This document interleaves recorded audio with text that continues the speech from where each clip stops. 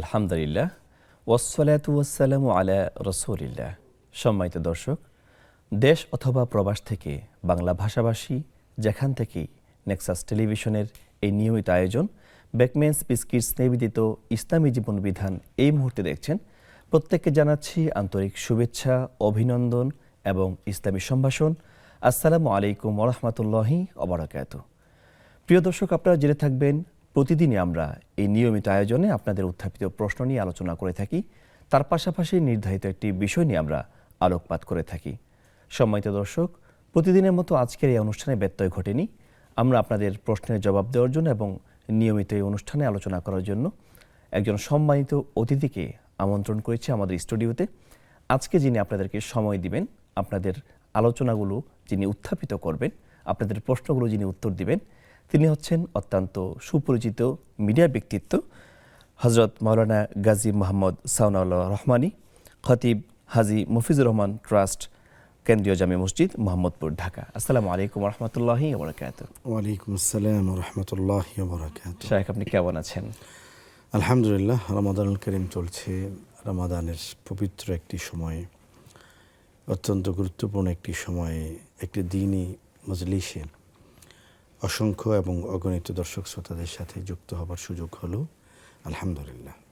জি শায়েখ, অসংখ্য ধন্যবাদ। সম্মানিত দর্শক, চলছে রমাদান মাস, আমাদের প্রিয় মাস, তেমনি করে আল্লাহর একটি প্রিয় মাস। হাদিসের পরিভাষায় বলতে গেলে এটিকে বলা হয় আল্লাহর মাস, যে মাসে আল্লাহ তাআলা রব্বুল আলামিন অসংখ্য বান্দাকে ক্ষমা করে থাকেন এবং তার পাশাপাশি তার অবারিত রহমত বর্ষণ হতে থাকে আমাদের মুসলিম জনপদে।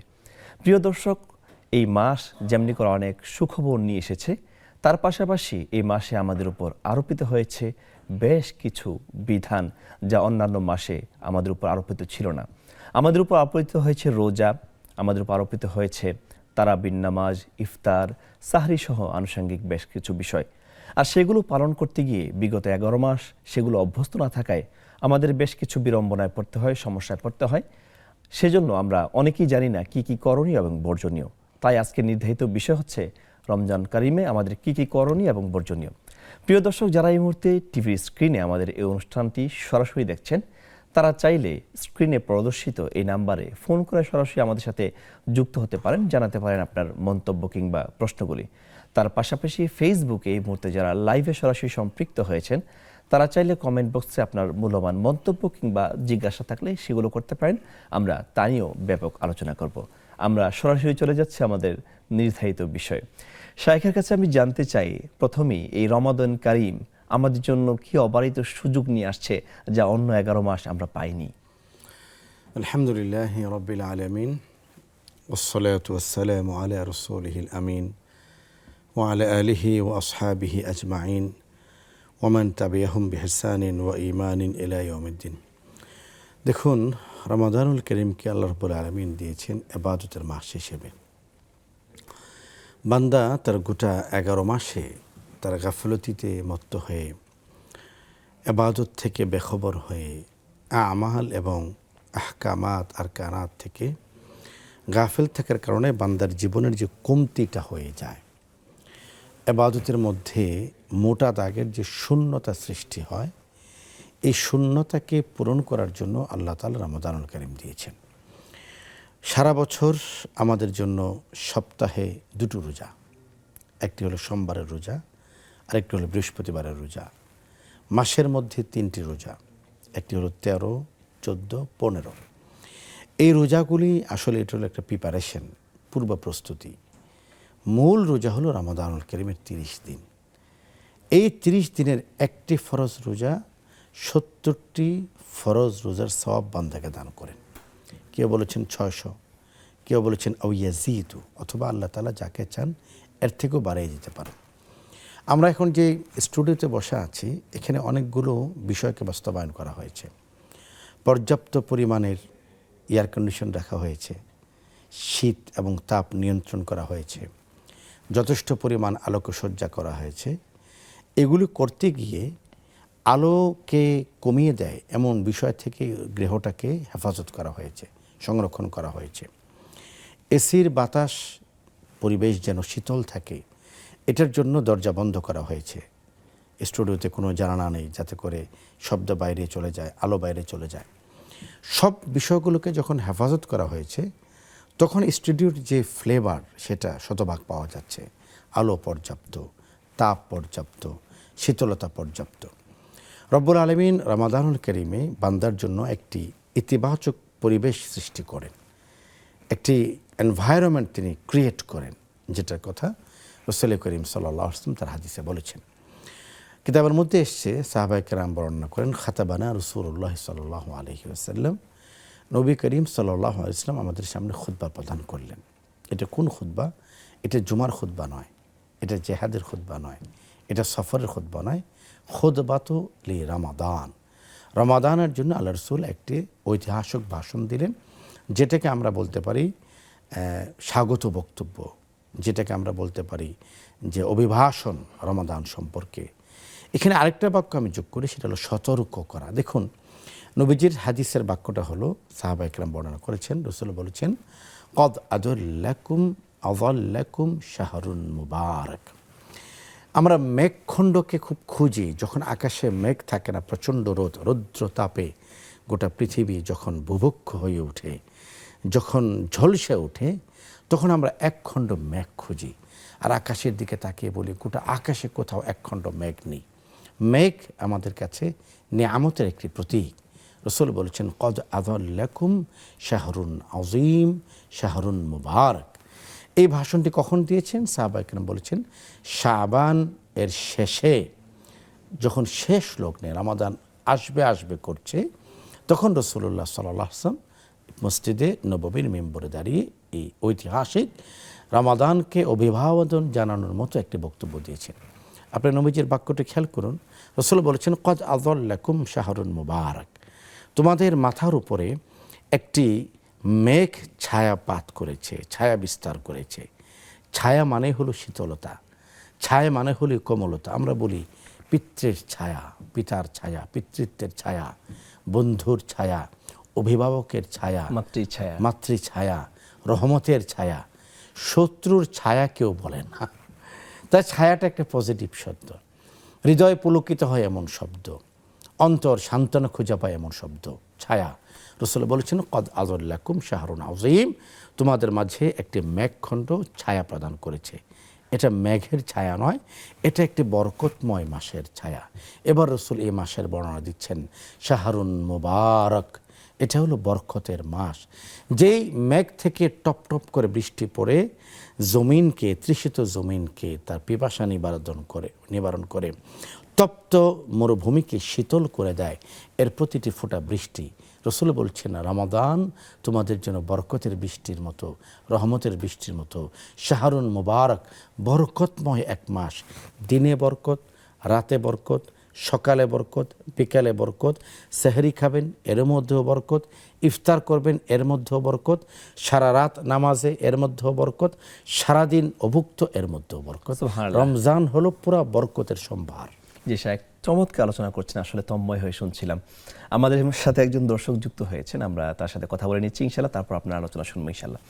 আসসালামু আলাইকুম ওয়া রাহমাতুল্লাহি ওয়া বারাকাতুহু। শুনতে পাচ্ছেন? জি, আমি বলতেছি যে পাবনা থেকে। জি, আপনি একটু লাউডলি কথা বলুন, কথা ক্লিয়ার বোঝা যাচ্ছে না। মানে আমি পাবনা থেকে বলতেছি, মানে স্বর্ণ হইলে কত ভরি থাকলে জাকাত দিতে হবে? কত ভরি স্বর্ণ থাকলে জাকাত দিতে হবে? আচ্ছা, আর একটা প্রশ্ন, যে মনে মনে দোয়া কালমা করো, দোয়া কালমা মনে মনে পড়া যাবে কিনা? বুঝতে পারিনি।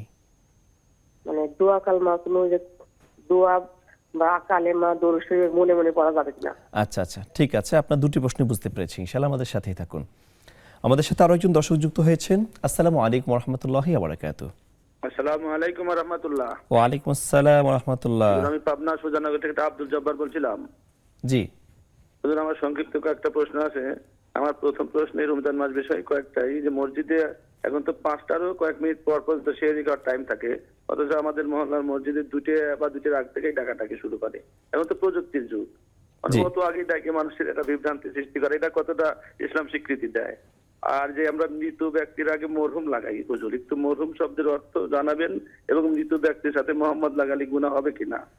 আর যে রমজান মাসে আমাদের আল্লাহ তো কৃপণতা করতেও নিষেধ করছে, আবার অপব্যয় মানে কম করতে বলছে। আর কৃপণতা করা আর অপব্যয় করা, আর এই রোড ম্যাপটা ইসলামে কি, কতটুকু করলে কৃপণতা হবে আর কতটুকু অপচার করলে শয়তানের ভাই হবে, এটা কোরআনের তাফসিরে আছে। আবার অনেকে, আরেকটা প্রশ্ন, লাস্ট কোশ্চেন, অনেকে সারা বছর নামাজ রোজা পড়ে না, অথচ রোজার মাসে পড়ে। এখন এই রোজার মাসে তারা এই 1 মাস কষ্ট করছে, সবটা পাবে কিনা? এই 4টি প্রশ্ন। ওকে ওকে, আপনার প্রশ্নগুলো বুঝতে পেরেছি, আমাদের সাথে থাকুন, আপনার জবাব পেয়ে যাবেন ইনশাল্লাহ। জি শেখ, আপনি রমজান নিয়ে অনেক চমৎকার বক্তব্য দিচ্ছেন। রাসূলুল্লাহ সাল্লাল্লাহু আলাইহি ওয়াসাল্লাম এই বক্তব্যটি রমাদানের করণীয় এবং বর্জনীয় সম্পর্কে, এই বক্তব্যটি রমাদানের গুরুত্ব সম্পর্কে, এই বক্তব্যটি রমাদানের ফজিলত সম্পর্কে, এই বক্তব্যটি রমাদানকে ধারণ করা বিষয়ে, এবং এই বক্তব্যটি রমাদানকে পালন করার বিষয়। আমি দুটো বাক্য বলেছি, একটা হলো রমাদানকে ধারণ করা, আরেকটা হলো রমাদানকে পালন করা। আমরা ঈমানকে ধারণ করি, ঈমানকে ধারণ করার মাধ্যমেই প্রকৃত মুমিন আমি হতে পারবো না যতক্ষণ না পর্যন্ত আমি ঈমানকে পালন করব। ঈমান কিন্তু পালন করার বিষয়। নামাজকে আমরা ধারণ করি, কিভাবে ধারণ করি? নামাজ পড়তে হবে, এটা আমরা সবাই জানি। কোরআনুল কারীমে আল্লাহ তাআলা বলেছেন, বিসমিল্লাহির রহমানির রহিম, ইন্নাস সালাতা কানাত আলাল মুমিনিনা কিতাবাম মাওকুতা। নামাজ ফরজ। কখন ফরজ? ওক্ত অনুযায়ী ফরজ। পৃথিবীর সমস্ত মানুষ এটা জানে। আপনার ডোনাল্ড ট্রাম্পকে জিজ্ঞেস করলে সেও বলবে যে আই নো নামাজ ইজ ফরজ। এটা সবাই জানে, এটাকে ধারণ করা, কিন্তু পালন করতে হবে। আকিমিস সালাহ, নামাজ কায়েম করো। রমজান আমরা জানি বরকতের মাস, আমরা জানি রোজার মাস। এই বরকতের মাসও আপনি অনেককে পাবেন যারা রোজা রাখে না, মুসলিম, আল্লাহ ক্ষমা করুক। তাকে জিজ্ঞেস করবেন, তিনি হাতের সিগারেটের পিছনে নিয়ে অত্যন্ত বিনীতভাবে বলেন, জি হুজুর আমি জানি এটা রমজান মাস। তো তিনিও তো জানেন, কেন রোজা তাকে স্পর্শ করছে না, অথবা তিনি রোজাকে পালন করতে পারছেন না? কারণ হলো ইসলাম কেবল বিশ্বাসের নাম নয়, ইসলাম হলো আমলের নাম। বাস্তবায়ন করতে হবে। কিছু জিনিস আছে যেটা বিশ্বাস, আল্লাহ এক অদ্বিতীয়, এটা আমাদের বিশ্বাস। পালন কিভাবে করব? আল্লাহ ছাড়া কাউকে শরিক করব না, আল্লাহ ছাড়া কাউকে মাবুদ মনে করব না, আল্লাহ ছাড়া কাউকে ইলাহ মনে করব না, আল্লাহ ছাড়া কাউকে রাজ্জাক মনে করব না। দেখুন, মক্কার কাফেররাও কিন্তু একদিক থেকে ইমানদার ছিল। কথাটা একটু খচখচে লাগবে। একদিক থেকে ইমানদার কোনটা? মক্কার কাফেররা জানতো যে আল্লাহ আছেন, কিন্তু তারা মনে করতো নাউজুবিল্লাহ যে আল্লাহ এত ব্যস্ত থাকেন, এই ব্যস্ততার কারণে সমগ্র সৃষ্টি জগতের দিকে সময় দেওয়ার, সৃষ্টি জগতের দিকে ভ্রুক্ষেপ করার সময় আল্লাহ নেই, নাউজুবিল্লাহ। এই জন্য তারা লাতকে মানে মাবুদ মানত, উজ্জাকে তারা মাবুদ মানত, মানাতকে তারা মাবুদ মানত। কেন? তারা মনে করতো যে এরা হলো সহকারী আল্লাহ, নাউজুবিল্লাহ। এবার আপনি সেদিন থেকে 1500 বছর পরে আসেন, আজকের দিনে আসেন, সিলেটের শাহজালালের মাজারে ওরসের নামে যারা যাচ্ছেন, মান্যতের নামে যারা যাচ্ছেন, তারা সনাতন ধর্মের অধিকারী নন, তারাও মুসলমান, তারাও জুমার দিনে আসেন। যারা দরবারগুলিতে গিয়ে মাথা ঠুকে দিচ্ছেন, এদের কারো কারো মাথায় আপনি টুপি দেখবেন, এদের মা বোনদের মাথায় আপনি ঘুমটা দেখবেন, তারা মুসলিম নয়, তারা মুসলিম। তারা পার্থক্য করতে পারছে না যে ঈমান, যখন বললাম আমানতু বিল্লাহ, এই আমানতু বিল্লাহর ব্যাখ্যা হলো আল্লাহ এক, কুল হুয়াল্লাহু আহাদ আল্লাহুস সামাদ লাম ইয়ালিদ ওয়া লাম ইউলাদ। আল্লাহ এক অদ্বিতীয়, তার সাথে কোনো শরিক নেই, তার কোনো সহকারী নেই, তার কোনো সহযোগী নেই। লা তাখুযুহু সিনাতুন ওয়া লা নাওম, তিনি তাকে কখনো ঘুম স্পর্শ করে না, গোটা বিশ্বজগৎ তার ক্ষমতার হাতের মধ্যে। শায়েখ আল্লাহর জাত এবং সিফত নিয়ে চমৎকার আলোচনা করছিলেন। প্রিয় দর্শক, দেখতে দেখতে সময় হয়েছে ছোট্ট একটি বিরতিতে যাওয়ার। আপনারা দেখছিলেন আপনাদের প্রিয় অনুষ্ঠান বেকমেন্স বিস্কিটস নিবেদিত ইসলামী জীবন বিধান। ফিরে আসছি বিরতির পর।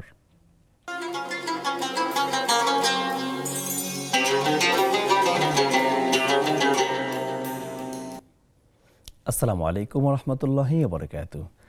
দর্শক, স্বাগত জানাচ্ছি নেক্সাস টেলিভিশনের পর্দায় আপনাদের প্রিয় অনুষ্ঠান বেকমেন্স বিস্কিটস নিবেদিত ইসলামী জীবন বিধান অনুষ্ঠানে। আমরা শুনছিলাম আল্লাহ তাআলা রব্বুল আলামিনের নিয়ামত রমজান মাসের ফজিলত সম্পর্কে। আমরা সেখান থেকেই শুরু করছি ইনশাআল্লাহ। তো দেখুন, আপনি যেটা বলছিলেন যে রমাদানুল করিমকে কিভাবে আমরা পালন করব, কোনটা করব না। তো রমাদানকে জানতে হবে, রমাদানকে মানতে হবে, রমাদানকে ধারণ করতে হবে, রমাদানকে পালন করতে হবে। পালন করার একটা বিষয় আছে। একজন মানুষ এটা ধারণ করে যে তার জীবিকা নির্বাহ করতে হবে, এটা ধারণ করে সে কিন্তু ঘরে বসে থাকে না, সে ঘর থেকে বের হয়। সে জানে না তার চাকরি হবে কিনা, সে জানে একদিন না একদিন তার চাকরি হবে। এটার জন্য তার বায়োডাটা হাতে নিয়ে দরজার পর দরজা সে ঘুরতে থাকে। কেন? সে জানে একদিন হবে, কিন্তু কোথায় গেলে হবে এটার জন্য সে চেষ্টা করতে থাকে। রমাদানের ক্ষেত্রে আমাদের উল্টোটা হয়। আমরা মনে করি যে রমাদান এসেছে, ওই যে সম্মানিত খতিব সাহেবরা বলছেন যে বরকত ঝরঝর করে নামতে থাকবে, সুতরাং বরকত মনে হয় আমার শরীরকে ভিজিয়ে দিবে, আমাকে সিক্ত করে দিবে, আমাকে জান্নাতের পর্যন্ত পৌঁছে দিবে। বিষয়টা এমন না। বিষয়টা হলো এটা রমাদান বরকতের মাস নিঃসন্দেহে, কিন্তু সেই বরকতকে ধারণ করার জন্য বরকতকে পালন করতে হবে। রমাদানুল করিমের প্রত্যেকটা সুন্নাহ, মুস্তাহাব, নওয়াফেল আমল একটি ফরজ আমলের সওয়াব আল্লাহ তাআলা দান করেন। প্রত্যেকটি ফরজ 70টি ফরজের সওয়াব আল্লাহ তাআলা দান করেন। রমাদান রব্বুল আলামিন হাদিসের মধ্যে এসেছে ফুতিহাত আবওয়াবুল জান্নাহ, জান্নাতের সমস্ত দরজাগুলোকে খুলে দেওয়া হয়। আপনি সমস্ত এসিগুলি ছেড়ে দিলেন, কিন্তু দরজা জানালা খোলা, এসির বাতাস বেরিয়ে যাবে, দরজা জানালা বন্ধ করতে হবে। আল্লাহ রাসূল বলছেন হুল্লিকাত আবওয়াবুন নার, জাহান্নামের দরজাগুলোকে বন্ধ হয়। ওয়াসুলসিলাতে শায়াতিন, এবং শয়তানকে শৃঙ্খলাবদ্ধ করা হয়। অবশ্য কালকে এক শয়তানকে আমি দেখলাম, একে তো শৃঙ্খলাবদ্ধ হওয়ার কথা, কিন্তু সে শৃঙ্খলাবদ্ধ হলো না, আমি বুঝতে পারছি না। সে দেখলাম ফেসবুকে এসছে, সে বলছে যে রোজার যে বিধানটা এটা কোরআন হাদিসে কোথাও নাই। হ্যাঁ, এটা রোজা না খেয়ে থাকতে হবে, এটা কোথাও নাই। তো আমার তখন হাদিসটা মনে পড়লো যে সুলসিলাতে শায়াতিন, শয়তানকে তো বেঁধে রাখার কথা ছিল, এই শয়তান কোন দিক দিয়ে বের হয়ে গেল। আল্লাহ তাআলা জিন শয়তানকে বেঁধে রেখেছেন, মানুষ শয়তানকে বেঁধে রাখেন। এই মানুষ শয়তানরাই সমাজে ফিতনা ফাসাদ সৃষ্টি করছে, ধর্মের বিরুদ্ধে প্রপাগান্ডা ছড়াচ্ছে। এই মানুষ শয়তানরাই নবীকে গালি দিচ্ছে, বাংলাদেশের সাম্প্রদায়িক সম্প্রীতি নষ্ট করার চেষ্টা করছে, মানুষের ধর্মপ্রাণ মানুষের হৃদয়ে কোঠারাঘাত করছে এই মানুষরূপী শয়তানরা। এই জন্য রমাদানে আল্লাহ তাআলা বড় শয়তানকে আটকে রেখেছেন, কিন্তু তার যে চালাচামুন্ড মানুষ শয়তান, এদের ব্যাপারে এদেরকে আটকে রাখার কিন্তু কোনো কথা হাদিসে বলা হয়নি। তো সুতরাং বড় শয়তান আটকা সেটা যেমন নিশ্চিত, মানুষ শয়তান থেকে আমাদের বেঁচে থাকতে হবে, হেফাজত থাকতে হবে, এ ব্যাপারেও সচেতন থাকতে হবে। এখন বিষয় হলো রমজানকে আমি তখনই ফ্লেভার পাবো, অনুভব করতে পারবো যখন আমি পালন করব। দেখুন, রমাদানুল করিমের গোটা দিনটাই করণীয়। জি, সে করণীয় বিষয়গুলো শুনবো। আমাদের একজন দর্শক যুক্ত হয়েছেন, তার সাথে কথা বলেন ইনশাআল্লাহ। আসসালামু আলাইকুম ওয়া রাহমাতুল্লাহি ওয়া বারাকাতুহু। ওয়ালাইকুম আসসালাম ওয়া রাহমাতুল্লাহি ওয়া বারাকাতুহু। জি, প্রশ্নটি করুন। আপনার সদর থেকে বলতেছি। হ্যালো, শুনতে পাচ্ছেন? হ্যাঁ পাচ্ছি। হুজুর আমি নামাজরত অবস্থায় যদি ঝিমাইলি বা কাইতে শুইলি, নামাজরত অবস্থায় ঝিমানো আসলে, তাই তো? হ্যাঁ, যে ওযু নষ্ট হবে কিনা। আচ্ছা আচ্ছা, ঠিক আছে। আর একটা প্রশ্ন, যে শুয়ে কোনো দোয়া কালমা পড়া যাবে কিনা শুয়ে বসে? ওকে, আপনার দুইটা প্রশ্নই ঠিক আছে, আমাদের সাথে থাকুন, ইনশাআল্লাহ আপনার প্রশ্ন নিয়ে আলোচনা করা হবে। জি শেখ। রমাদানের করণীয় শুরু হবে মধ্যরাত থেকে। আমি বলবো রাত 3:30 আপনি উঠে যান ঘুম থেকে। এই সময় হলো তাহাজ্জুদের সময়। আল্লাহ রাব্বুল আলামিন শেষ রাতে প্রথম আসমানে নাজিল হন তিনি। এসে তিনি আহ্বান করতে থাকেন, আলা মিন মুস্তাগফিরিন, আলা মিন মুস্তারজিকিন ফারযুকহু, আলা মিন মুস্তাগফিরিন। এমন কে আছে যে আমার কাছে ক্ষমা চায়, আমি তাকে ক্ষমা করব। আলা মিন মুস্তারজিকিন, এমন কে আছে আমার কাছে রিজিক চায়, আমি তাকে রিজিক দেব। আলা কাযা আলা কাযা, এ ধরনের বিভিন্ন সমস্যার কথা বলে আল্লাহ তাআলা তার বান্দাকে ডাকতে থাকেন। প্রথম আসমানে আসেন। রাত যত গভীর হয়, সূর্য তত কাছে আসে, দিন তত কাছে আসে, প্রভাত তত কাছে আসে, আল্লাহর রহমত তত কাছে আসে। এই জন্য আমাদের আমল শুরু হবে রাত 3:30 থেকে। আচ্ছা ঠিক আছে, আপনি 4টায় উঠুন, কোনো সমস্যা নেই। এখন তো সেহরির ওয়াক্ত শেষ 5টায়। তো 4টায় উঠলে 15 মিনিট 20 মিনিট সময় আপনি তাহাজ্জুদের জন্য আপনি নির্ধারণ করুন। এই তাহাজ্জুদ এমন না যে 20 মিনিটে 40 রাকাত, না, আপনি 20 মিনিটে 2 রাকাত পড়ুন, আপনি 4 রাকাত পড়ুন, আপনি 6 রাকাত পড়ুন, আপনি 8 রাকাত পড়ুন। অনেক সূরা পড়ার প্রয়োজন নেই। যে সূরাগুলো আপনি পারেন ওগুলো দিয়ে আপনি মধুর সুরে তেলাওয়াত করুন। ওয়ারাত্তিলিল কুরআনা তারতিলা, কোরআনকে মধুর সুরে পড়ুন। আপনি আপনার যে চমৎকার সুর আমার সেটা নেই, কিন্তু তাই বলে আমার সুর কি আমার আল্লাহর কাছে প্রিয় নয়? নিঃসন্দেহে প্রিয়। মা ডাকটা পৃথিবীর সবার কাছে সুন্দর, তাই বলে আমার মাকে যখন আমি মা বলে ডাকি, আমার মার কাছে এটাই পৃথিবীর শ্রেষ্ঠ শব্দ। এই জন্য আপনি যখন আপনার মতো করে রবকে ডাকবেন, আপনার যেমনই কণ্ঠ, আপনি যখন আল্লাহকে ডাকছেন আলহামদুলিল্লাহ রব্বিল আলামিন আর রহমান রহিম মালিক ইয়াউমিদ্দিন, আপনি দুলছেন। মক্কায় দেখি, আমরা মদিনাতে দেখি যে হারামের ইমামরা যখন পড়েন তখন অর্থ না বুঝলেও আমরা ডুকরে কেঁদে উঠি, চোখের পানি দিয়ে আমাদের চেহারা ভিজে যায়, দাড়ি ভিজে যায়, কান্না আসে। হতে পারে আমার তেলাওয়াত এত সুন্দর নয়, কিন্তু আমি যখন মধ্যরাতে দাঁড়িয়ে নামাজে জায়নামাজে দাঁড়াবো, তখন যেন আমার মধ্যে দুটা ভাব কাজ করে। একটা হলো এই মধ্যরাতে জায়নামাজে দাঁড়ানোর তৌফিক যিনি দিয়েছেন তিনি একমাত্র আমার রব। আমার রব আমাকে সবাই ঘুমিয়ে যাওয়ার পরে নীরবে নিভৃতে ডেকেছেন, বান্দা তুমি আসো, কি চাও আমার কাছে? আমি দাঁড়িয়ে বলছি আলহামদুলিল্লাহ রব্বিল আলামিন আর রহমান রহিম। আমি আমার রবের প্রশংসা করছি। আমার রব বলছে হামিদানি আবেদি, আমার বান্দা আমার প্রশংসা করছে, আমার বান্দা আমাকে ডাকছে। পৃথিবীর সমস্ত মানুষ আপনি যখন একবারের জায়গায় দ্বিতীয়বার চাবেন, তৃতীয়বার চাবেন, তিনি অসন্তুষ্ট হবেন, রাগ হবেন, সম্পর্ক ভেঙে যাবে।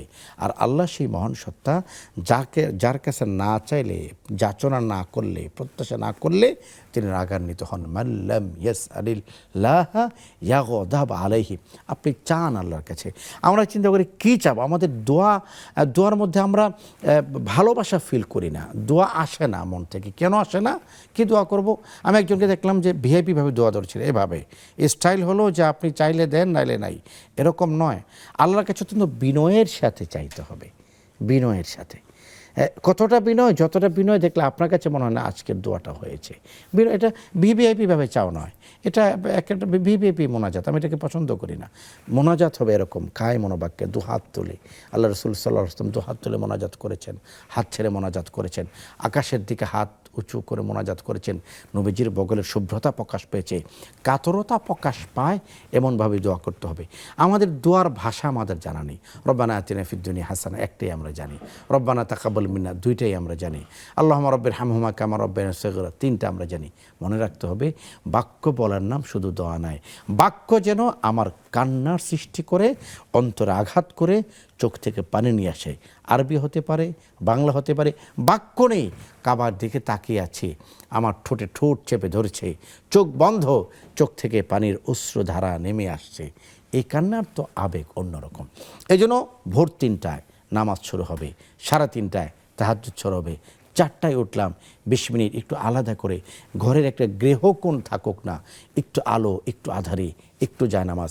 বিশেষ করে আমি মা বোনদেরকে বলবো, আমাদের অনেক বোনেরা আজকে আছেন, বিশেষ করে আমি দেখেছি ইসলাম ও জীবন বিধানের প্রশ্ন করেন অধিকাংশ বোনেরা। এই অনুষ্ঠানটি তাদের হৃদয়ে দাগ কাটে, তাদেরকে আলোর পথ দেখায়। তারা এখানে কান্নার ঠিকানা খুঁজে পান, তারা এখানে মোনাজাতের ঠিকানা খুঁজে পান, তারা এখানে কথা বলার ঠিকানা খুঁজে পান। এখানে বোনদেরকে বলবো যে তারা যেন একটা গৃহকোণকে বেছে নেন, ঘরের কোণটাকে তিনি যেন তার জান্নাতের কোণ মনে করেন। একটু জায়নামাজ বিছিয়ে, একটু আলো, একটু আধারিতে তিনি একটু কাঁদলেন আল্লাহর কাছে। পৃথিবীর কেউ না মনের কথা বুঝে না, না স্বামী মনের কথা বুঝে, না ছেলেরা মনের কথা বুঝে, না মেয়েরা মনের কথা বুঝে। আপনি সমস্ত কথা আল্লাহকে বলুন, আল্লাহ কেউ শুনছে না, তুমি শুনো। কেউ আমার কথা রাখছে না, তুমি রাখো। আল্লাহ তুমি আজকে আমাকে ভোর রাতে ওঠার তৌফিক দিয়েছো, মানে হলো তুমি আমাকে ডেকেছো, আমি যেন কিছু বলি। রাসূলুল্লাহ সাল্লাল্লাহু আলাইহি ওয়াসাল্লাম 3টে আমলের কথা বলেছেন, জান্নাতি আমল। একটা হলো আফশুস সালাম, বেশি বেশি সালাম দাও। বারিউম মিনাল কিবির, অহংকার থেকে মুক্ত হবে হৃদয়। ওয়াতিমুত তুআম, মানুষকে খানা খাওয়া। রমজান চলছে, মানুষকে খানা খাওয়ানোর মাস। ওয়াকুমু ফিল লাইলি ওয়ান নাসু নিয়াম, চারদিকে যখন নীরব নিস্তব্ধতা বিরাজ করে, সবাই যখন ঘুমিয়ে থাকে, তখন তুমি জেগে ওঠো, তোমার রবের সকাশে। জি শেখ, অত্যন্ত আবেগঘন কথা বলছিলেন। আমাদের সাথে একজন দর্শক উপস্থিত হয়েছেন। আসসালামু আলাইকুম ওয়া রাহমাতুল্লাহি ওয়া বারাকাতুহু। আসসালামু আলাইকুম ওয়া রাহমাতুল্লাহ। ওয়া আলাইকুম আসসালাম। আমার প্রশ্ন ছিল, আমি তারাবি নামাজের দোয়া পারি না, মোনাজাতের দোয়া পারি না। এখন আমি তারাবি নামাজ আদায় করি, আমার নামাজ কি আদায় হবে? জি, মোনাজাত দোয়া পারেন না, কি করবেন তাহলে, তাই তো? জি আর কোনো প্রশ্ন? জি। ওকে, সম্মানিত দর্শক, আপনারা দেখছেন নেক্সাস টেলিভিশনের পর্দায় আপনাদের প্রিয় অনুষ্ঠান ইসলামী জীবন বিধান। সময় হচ্ছে ছোট্ট একটি ব্রেকে যাওয়ার, ফিরে আসছি ব্রেকের পর।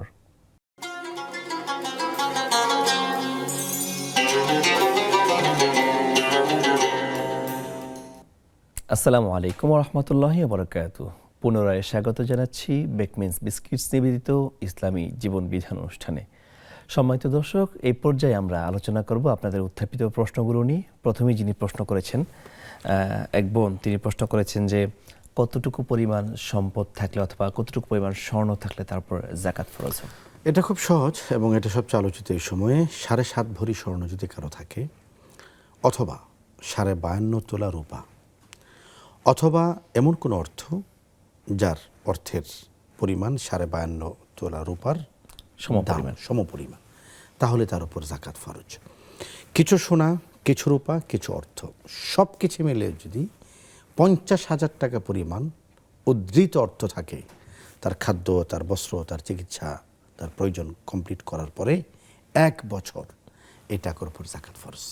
এখন বিষয় হচ্ছে যেমন ধরেন একজন বোনকে তার স্বামী বিয়ের সময় ছোট্ট একটা চেইন দিয়েছে, একটা কানের দুল দিয়েছে, একটা মানে নাকফুল দিয়েছে। এটা মিলিয়ে মোটামুটি যতটুকু অর্থ আসে তাদের যদি 7.5 ভরি পূর্ণ হয়, কিন্তু এটা তিনি নিয়মিত ব্যবহার করেন, চেইনটা সবসময় পরেন, কানের দুলটাও পরেন, এই ব্যবহৃত স্বর্ণের উপরে কি আসলে যাকাত হবে? এটা চমৎকার প্রশ্ন। এখানে অনেকে ভুল ব্যাখ্যা দিয়ে থাকেন যে ব্যবহৃত স্বর্ণের উপর যাকাত নেই। কথাটা সঠিক নয়। যে কোনো স্বর্ণের উপর যাকাত আসবে, সেটা ব্যবহৃত হোক, অব্যবহৃত হোক, লকারে থাকুক, ব্যাংকে থাকুক, আর যেখানে থাকুক, স্বর্ণ থাকা, রূপা থাকা, নগদ অর্থের পরিমাণ থাকা, যাকাত ফরজ। জি। শেখ, দ্বিতীয় প্রশ্ন হচ্ছে দোয়াগুলা, যে সমস্ত জিকির বা দুরূদ শরীফ বা রমজানে বেশ স্পেশাল দোয়া, লা ইলাহা ইল্লাল্লাহ, কালেমার দোয়া, এগুলো আসলে মনে মনে পড়লে হবে নাকি উচ্চ স্বরে পড়তে হবে? জিকির করা বলা হয় উচ্চারণ করে, যেটা পড়া হয় লা ইলাহা ইল্লাল্লাহ, এটা জিকির। সুবহানাল্লাহ, এটা জিকির। আল্লাহু আকবার, এটা জিকির। মনে মনের দুটো ব্যাখ্যা। কোন মনে মনে? একটা মনে মনে হলো যে মুখ বন্ধ থাকে। মুখ বন্ধ থাকলে এটাকে জিকির বলা হয় না। জিকির মানে উচ্চারণ করা। ফাজকুরুনি আযকুরুকুম, তোমরা আমার আলোচনা করলে আমি তোমাদের আলোচনা। মৃদু শব্দে একটু আওয়াজ তো হতে হবে। আরেকটা হলো যে মুখ বন্ধ, সব বন্ধ। আমরা অনেকে দেখি যে উনি চুপচাপ বসে আছেন, আল্লাহ ক্ষমা করুক। কাউকে দেখি যে টেলিভিশন দেখতেছেন, আবার তসবির চলতেছে, আল্লাহ মনে মনে জিকির করছে। এটাকে মনে মনে বলে না। হ্যাঁ, লোকেরা মনে মনে বলে, কিন্তু এটা মনে মনের ব্যাখ্যা নয়। মনে মনের ব্যাখ্যা হলো আমার আওয়াজটুকু যেন আমার কান স্পর্শ করে, এটা হলো জিকির। যেটা উচ্চারিত হচ্ছে না, এটাকে জিকির বলে না। আসলে ওইভাবে জিকির করলে মনে হয় না যে উচ্চারণ করতে হবে, স্বতঃস্ফূর্ত থাকে। একটা হলো আমলের মধ্যে উচ্চস্বরে, জি, একটা হলো উচ্চস্বরে, একটা হলো নিম্নস্বরে। উচ্চস্বরে হলো লা ইলাহা ইল্লাল্লাহ, এটা উচ্চস্বরে। নিম্নস্বরে হলো লা ইলাহা ইল্লাল্লাহ। তিনি মনে শুনতে পাওয়া, নিজে নিজে নিজে শুনতে পেয়েছেন, নিজে শুনতে পান, অতটুকু উচ্চস্বরে জিকির করা আবশ্যক। জি শেখ, একটা খুব বার্নিং ইস্যু যেটা বর্তমানে, সেটা হচ্ছে গ্রামে গঞ্জে সবচেয়ে বেশি দেখা যায় সাহরির শেষ সময় 5টায়, কিন্তু ডাকাডাকি শুরু হয়ে যায় 2:30 থেকে। কখনো গজল গাচ্ছে, কখনো কোরআন তেলাওয়াত করছে, সেহরে খাওয়ার জন্য উঠুন মানে চিল্লাফাল্লা করছে। কিন্তু আসলে এই যে রাত 2টা থেকে 2:30 থেকে মানে এরকম ক্রাউডলি একটা ডিস্টার্ব করা কি আসলে উচিত? একটা বিষয় হলো কি, ডাকাটা তো অবশ্যই উচিত। জি। এখন সীমানা বেঁধে দেওয়া যে ডাকাটা শুরু হবে কোত্থেকে। আমরা গ্রামে বড় হয়েছি, আমরা গ্রামে দেখেছি। হ্যাঁ, এই কথা সত্য যে এখন 5টার সময় সাহরির রক্ত শেষ হয়, 3টা থেকে ডাকাটা শুরু হয়। আমি ঢাকা শহরের কথা বলছি, আমি আপনাকে গ্রামের কথা বলছি। আমরা গ্রামের ছেলে। 3টার সময় কেন ডাকেন? গ্রামে আমাদের মাটির চুলায় পাক হতো। 3টার সময় ডাকা হলে আমাদের মা চাচিরা ঘুম থেকে উঠতেন, উঠে তারা মাটির চুলায় ভাত পাকাতেন। তো সেখানে খাবার তৈরি করার একটা বিষয় ছিল, এ কারণে 3টা থেকে ডাকতেন। 2টা থেকে ডাকাটা সমীচীন নয়। 3টা থেকে কেউ ডাকছেন, 4টা থেকে তো অবশ্যই ডাকতে হবে। আর ডাকাটা যেন এত তীব্র না হয় যে মানুষের একান্ত ইবাদতে বিঘ্ন ঘটায়। আমি ডাকার পক্ষে, ডাকার বিপক্ষে না। আল্লাহ ক্ষমা করুক, আমরা যেন ডাকাটায় বিরক্ত না হই। পৃথিবীর কত অশুভন ডাক তো আমরা সহ্য করে যাচ্ছি, এটা তো শুভন ডাক, এটা তো ইতিবাচক ডাক, এটা তো পবিত্র ডাক। 2টা ডাকও কেউ, এটা আমি চাই না, এটা আমি সমর্থন করি না। 3টায় গ্রামে ডাকে মানুষ, এটা বাংলাদেশের একটা ঐতিহ্য। মানুষ সাহরির সময় উঠছে। আমরা পুরান ঢাকায় দেখেছি যে সাহরি সঙ্গীত আছে, আমাদের তরুণ ছেলেরা এরকম খালি ড্রাম নিয়ে গজল গেতে গেতে মানুষকে জাগাচ্ছে। আলহামদুলিল্লাহ, এটা আমাদের একটা উৎসব। আল্লাহ ক্ষমা করুন, বিশ্বকাপের সময় থেকে এই কথা বলছে না যে মানুষের হইহুল্লোড়ের চিৎকারে আমাদের ঘুমের ডিস্টার্ব হচ্ছে। রমাদানে 3টার সময় কেউ যদি সাহরির জন্য ডাকে, আমরা ডিস্টার্ব না, ডিস্টার্ব যেন না হয়, না হওয়া উচিত। এটা আমাদের সাথে একজন যুক্ত হয়েছে, আমরা কলটা নিয়েছি। আসসালামু আলাইকুম ওয়া রাহমাতুল্লাহি ওয়া বারাকাতুহু। জি আমার একটাই প্রশ্ন হচ্ছে ফরজ সালাতে বা সুন্নত নফল দুটাই রব্বানা আতিনা ফিদ দুনিয়া এই দোয়াটা পড়া যাবে কিনা, ফরজে কিংবা সুন্নত নফলে? আর রব্বির হামহুমা কামা রাব্বায়ানি সগীরা এই দোয়াটা আমি সিজদায় করতে পারবো কিনা প্লিজ একটু বলবেন। জি, ওকে, আমাদের সাথে থাকুন। আমাদের আরেকজন দর্শক যুক্ত হয়েছেন। আসসালামু আলাইকুম রহমতুল্লাহ বারকাত। দর্শক শুনতে পাচ্ছেন? ওয়ালাইকুম আসসালাম। আসসালামু আলাইকুম ওয়া রাহমাতুল্লাহ। ওয়ালাইকুম আসসালাম রহমতুল্লাহ। যে প্রশ্নটি করুন। ভাই আমার প্রশ্ন হচ্ছে, আমি যখন জামাতে নামাজ পড়বো, জি তখন আপনার হচ্ছে মানে ওই আমি একদম খুব বাড়তি টেনশনে ছিলাম, মানে হুজুর সালাম ফিরা সারিতে আমি সালাম ফিরানি, মানে বাড়তি টেনশনে থাকার কারণে। তো জি। মানে জামাতে নামাজ পড়ার সময় যদি মুক্তাদি কোনো ভুল করে, এটা কি করতে হবে? আর জামাতে নামাজ পড়ার সময় যদি বিশেষ কোনো কারণে মানে ভুল বশত যদি ওযু নষ্ট হয়ে যায়, জি। মানে ওযুর যে বিষয়গুলো আছে যদি এইগুলাতে ওযু নষ্ট হয়ে যায়, জি তাহলে ওই সময় হচ্ছে কি করতে হবে? আর আমি হচ্ছে আমার ওযু নষ্ট হয়ে গেছিল, আর আমার পিছনে মোটামুটি আপনি ধরেন 5-7টা কাতার ছিল, আমি বের হতেও পারি না, নামাজ ছাড়তেও পারি না। তাহলে আমি এই দুইটা বিষয় জানতে চাচ্ছিলাম কি করব, ঠিক আছে? জি ইনশাল্লাহ। এই হচ্ছে ঘটনা। আসসালামু আলাইকুম ওয়া রাহমাতুল্লাহ। ওয়ালাইকুম আসসালাম রহমতুল্লাহ।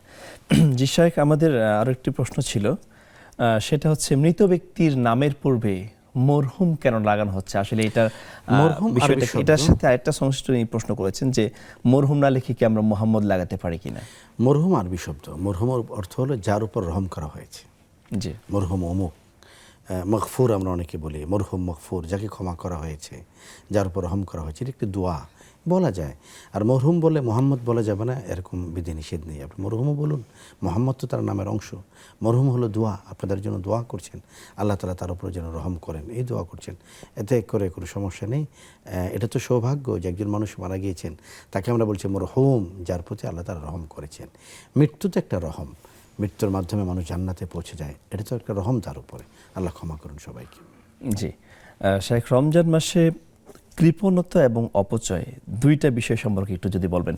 যে অনেক সময় দেখা যায় আমরা কৃপণতাবশত সাহারিতে পরিবারের উপর জুলুম হয়, আবার কেউ দেখা যায় যে অতিরিক্ত অপচয় করছে। আসলে মানদণ্ডটা কি? কতটুকু কৃপণতা, কতটুকু ইসলাম হলো অপচয়? এবং মুসলিম হলো উম্মাতুন ওয়াসাত, ওয়াসাতি। মধ্যমপন্থী উম্মত। খায়রুল উমুরি আওসাতুহুম, রাসূলুল্লাহ সাল্লাল্লাহু আলাইহি ওয়াসাল্লাম বলেছেন তোমাদের মধ্যে সবচেয়ে ভালো বিষয় হলো যেটা মধ্যপন্থা, যারা মধ্যপন্থা অবলম্বন করে। কৃপণতা করা যাবে না। ইন্নাল্লাহা লা ইউহিব্বুল বাখিল, এ ধরনের একটা কথা এসছে। আল্লাহ তাআলা বখিলকে পছন্দ করেন না। আর হলো অপচয়, এটা তো হলো অপচয়কারী শয়তানের ভাই। ইন্নাল মুবাযযিরিনা কানু ইখওয়ানা শায়াতিন, কোরআন আল্লাহ তাআলা বলেছেন নিশ্চয়ই অপচয়কারী যারা তারা শয়তানের ভাই। সুতরাং এত কৃপণতা করা যাবে না, এত কৃচ্ছতা করা যাবে না যাতে মানুষ কৃপণ বলে মানুষ আখ্যায়িত করে। আর এত বেশি অপচয় করা যাবে না যেটার কারণে মুবাযযিরিন হতে হয়, অপচয়কারী হতে হয়। কোনটা করব? যেটা যতটুকু আমার প্রয়োজন অতটুকুর ব্যবস্থা করে, এটাকে বলে মিতব্যয়িতা। যেটা আমরা ইফতারে অনেক আইটেম দেখি, এই আইটেমগুলো আসলে খাওয়া যায় না, কিন্তু আপনি ইফতারে প্রয়োজনীয় আইটেম রাখুন। আপনি খেজুর রাখুন, আপনি শরবত রাখুন, আপনি দই রাখুন, আপনি একটু ক্ষুধা নিবারণ হয়। এখন শাইখ, একটা বিষয় হচ্ছে আমরা ইদানিং মার্কেটে দেখি আর কি, buy one get one service দেয়, যে একটা কিনলে একটা ফ্রি। তখন দেখা যায় আমার প্রয়োজন একটা, কিন্তু আমি কিনে ফেলছি দুইটা, তখন দেখা যায় এটা একটা অপচয় হয়। আসলে এটা যদি প্রয়োজনে না আসে তাহলে তো নিঃসন্দেহে এটা অপচয়। তো এই জন্য প্রয়োজন পূরণের জন্য যেটা দরকার এটাকে আপনি মিতব্যয়িতা বলতে পারেন। এমন কৃচ্ছতা করা যাবে না যেন মানুষ কৃপণ বলে, আর এত বেশি অপচয় করা যাবে না যাতে মুবাযযির হতে হয়। আল্লাহ ক্ষমা করুন সবাই। জি শেখ, ফেসবুকে আমাদের একজন প্রশ্ন করেছেন যে রওজা শরীফে গিয়ে আমরা কিভাবে রাসূল করিম সাল্লাল্লাহু আলাইহি ওয়াসাল্লামকে সালাম দিতে পারি? রাসূল করিম সাল্লাল্লাহু আলাইহি ওয়াসাল্লামকে সালাম দেওয়ার পদ্ধতি আমরা সাহাবায়ে কেরামের কাছ থেকে শিখি। রাসূল সাল্লাল্লাহু আলাইহি ওয়াসাল্লাম মুহাজ্জা শরীফ যেটার বরাবর লেখা আছে হুনা সালাম আলা রাসূলিল্লাহ, সেখানে কি আসসালাতু ওয়াসসালামু আলাইকা ইয়া রাসূলাল্লাহ, আসসালাতু ওয়াসসালামু আলাইকা ইয়া হাবিবাল্লাহ, আসসালাতু ওয়াসসালামু আলাইকা ইয়া খাতামান নাবিয়্যিন, আসসালাতু ওয়াসসালামু আলাইকা ইয়া রাহমাতাল লিল আলামিন। এই বাক্যের সাথে আপনি আরও শব্দ যোগ করতে পারেন, কিন্তু মৌলিক হলো আসসালাতু ওয়াসসালামু আলাইকা ইয়া রাসূলাল্লাহ। এই শব্দগুলিতে নবীজিকে সালাম পেশ করা। জি। এবং বাংলায়ও বলতে পারেন যে রাসূলুল্লাহ আমার পক্ষ থেকে সালাম, আমার পরিবারের পক্ষ থেকে সালাম, আমার মাধ্যমে যত মানুষ আপনার কাছে সালাম পৌঁছিয়েছে তাদের পক্ষ থেকে সালাম। সুবহানাল্লাহ। সম্মানিত দর্শক, দেখতে দেখতে চলে আসলাম একটি বিরতির সময়। আমরা কিছুক্ষণের মধ্যেই ফিরে আসছি আপনাদের নিকট। ততক্ষণ পর্যন্ত নেক্সাস টেলিভিশনের সাথেই থাকুন ইনশাআল্লাহ। দেখা হবে বিরতির পর।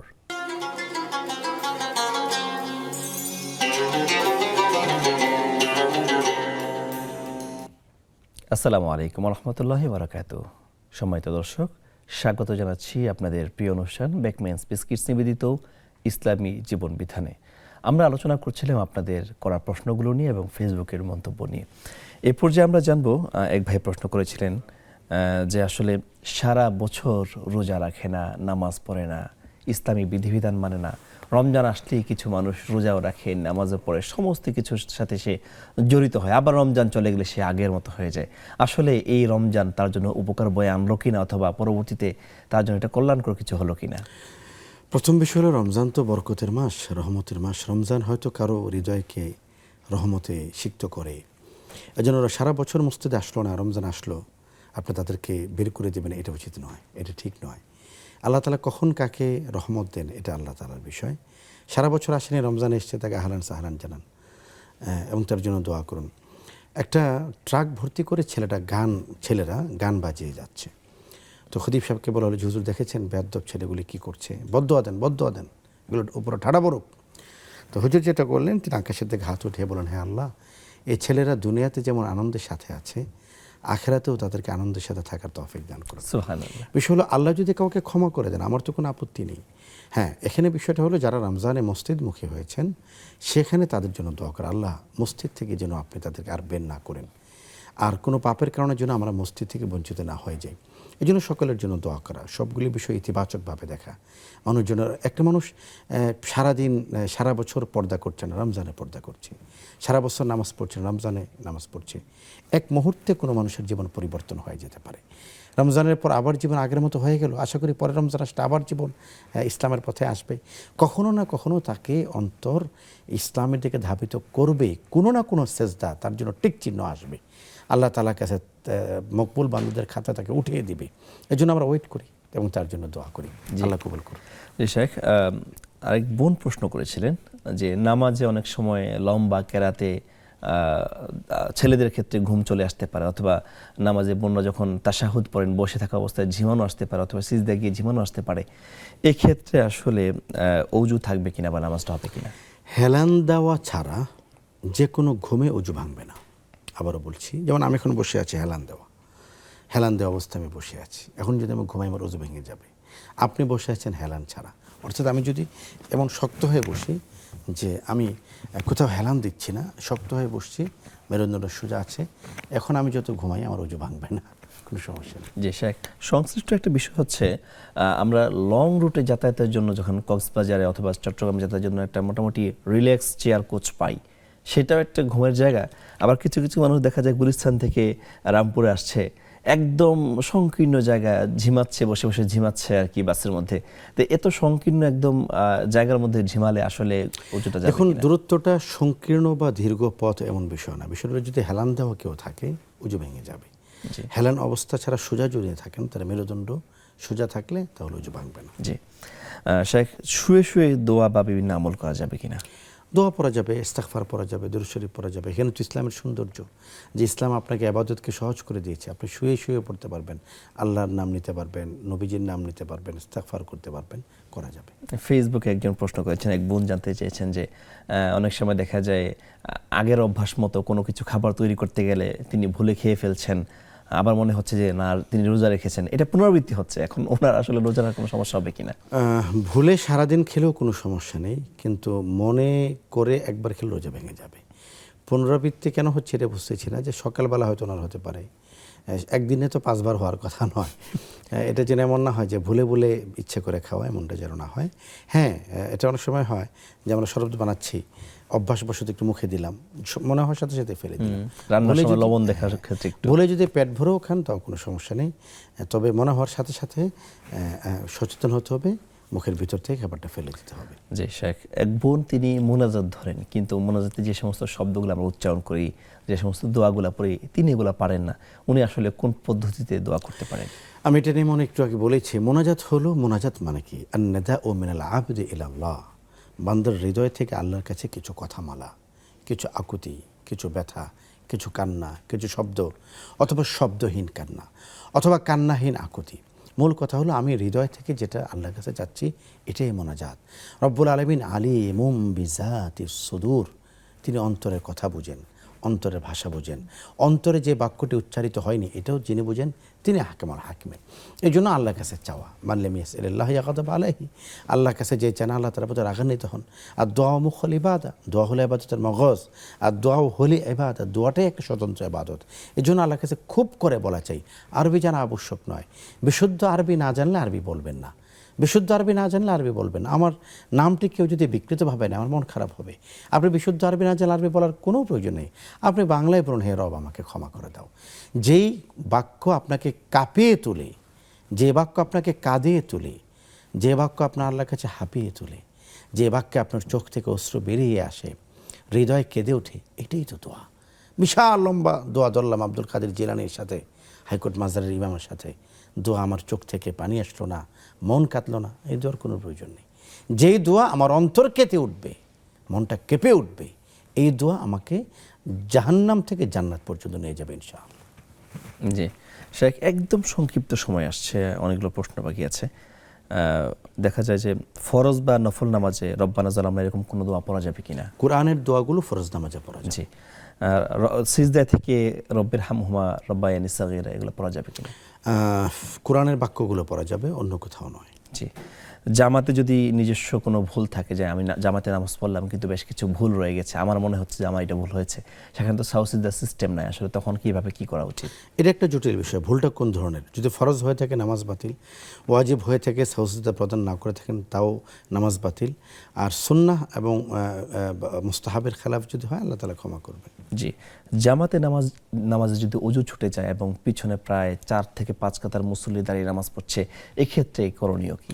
এক্ষেত্রে করণীয় হলো তিনি বেরিয়ে পড়বেন। কিভাবে বেরোবেন? হাদিসে এটাও বলা আছে, তিনি নাকে হাত দিয়ে বেরোবেন, লোকেরা বুঝবে যে তার কোথাও একটা ছোটখাটো দুর্ঘটনা ঘটে গিয়েছে, বেরিয়ে আসতে হবে। উজু ছাড়া, উজু এখানে জামাতে যারা নামাজ পড়ছে তাদের জামাতটা ক্রস করা যাবে তো? এটা অবশ্যই ক্রস করা যাবে। এটা উনি এক সাইডে চলে যাবেন, এক সাইডে গিয়ে মসজিদের ডানে অথবা বায়ে চলে যাবেন, পিছন দিয়ে চলে আসবেন, মানুষ বুঝবে এটা। সর্বশেষে একটি প্রশ্ন, সেটি হচ্ছে মেয়েরা মসজিদে গিয়ে জুমার সালাত আদায় করতে পারবে কিনা? প্রথম কথা হলো মেয়েদের জন্য সবচেয়ে বড় ঠিকানা হলো ঘর, ওয়াকারনা ফি বুয়ুতিকুন্না, নারীদের জন্য ঘর হলো সবচেয়ে বড়। একথা সন্দেহাতীতভাবে প্রমাণিত। মসজিদ থেকে ঘরে পড়লে নারীদের সওয়াব বেশি, এমনকি মসজিদে হারাম এবং মসজিদে নববী থেকেও নারীরা ঘরে বসে নামাজ পড়লে এর সওয়াব বেশি। এটা হাদিস থেকে, সাহাবে কেরামের আসার থেকে এটি প্রমাণিত। জি, সুতরাং কোথাও যদি শরঈ পর্দার ব্যবস্থা থাকে, সম্পূর্ণ শরঈ ব্যবস্থা থাকে, চাইলে নারীরা সেখানে গিয়ে নামাজ পড়তে পারেন, অনুমতি প্রদান করা আছে, তবে উত্তম নয়। জি শাইখ, আপনার মূল্যবান সময় থেকে নেক্সাস টেলিভিশনে আমন্ত্রণে উপস্থিত হয়েছেন, সময় দিয়েছেন, এজন্য আপনাকে অসংখ্য অসংখ্য ধন্যবাদ জ্ঞাপন করছি। জাযাকাল্লাহ খাইর, আপনাকেও, সকল দর্শক শ্রোতাকেও। জি, সম্মানিত দর্শক, দেখতে দেখতে একদম অনুষ্ঠানের শেষ পর্যায়ে চলে এসেছি। আপনারা দেখছিলেন আপনাদের প্রিয় অনুষ্ঠান বেকমেন্স বিস্কিটস নিবেদিত ইসলামী জীবন বিধান। রমজান মাসে আপনাদের উপর আল্লাহর রহমত বর্ষিত হোক এবং আপনারা আল্লাহর মাগফিরাতের অন্তর্ভুক্ত হন, এই কামনা রেখে এবং সুস্থতার সহিত রমজান মাসের প্রত্যেকটি আমল বাস্তবায়ন করুন, এই কামনা ব্যক্ত করে আমাদের অনুষ্ঠান এখানে শেষ করছি। ধন্যবাদ সবাইকে। আসসালামু আলাইকুম ওয়া রাহমাতুল্লাহি ওয়া বারাকাতুহু।